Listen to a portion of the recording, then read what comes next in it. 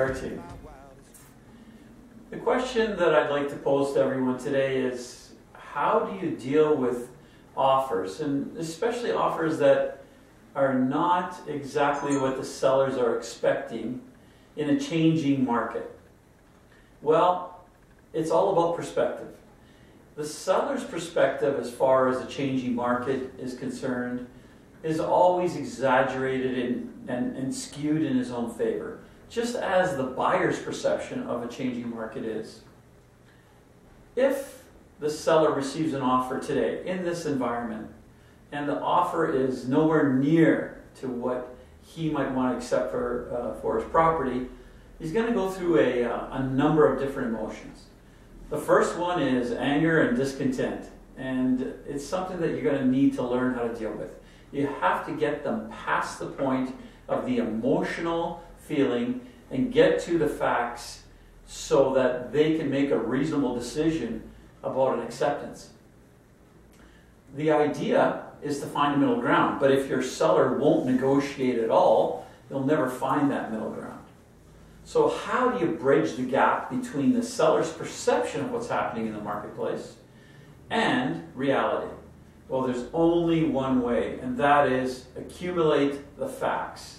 Because the seller's perception in today's market is, yes, it's a little sluggish, but it's not as sluggish as the media makes it out to be. The buyer's perspective is, oh, it's sluggish, and it's way worse than what the media is actually talking about. So you've got those two, you've got that gap, and you have to bridge that gap. The only way to do it is with facts. So present the number of listings, present the sales to listing ratio, work it out, take a look at it. You know, is it every 1 out of 20 homes is selling on a weekly basis? Or is it 1 out of 50 homes selling on a weekly basis? Those numbers are important, and they're indisputable. They will allow your seller to start to absorb and understand the difference between his perception and what's happening in the marketplace and what the reality is.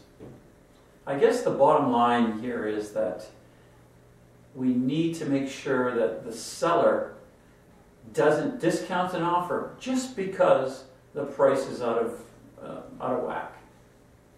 So, the best way to do that, bring facts. Do your research. Then sit down and calmly go over them and give the seller some time to absorb it. He's not a professional seller in most cases. He needs time. Time is on your side usually, especially when there's a lower offer presented. Once again, make RT your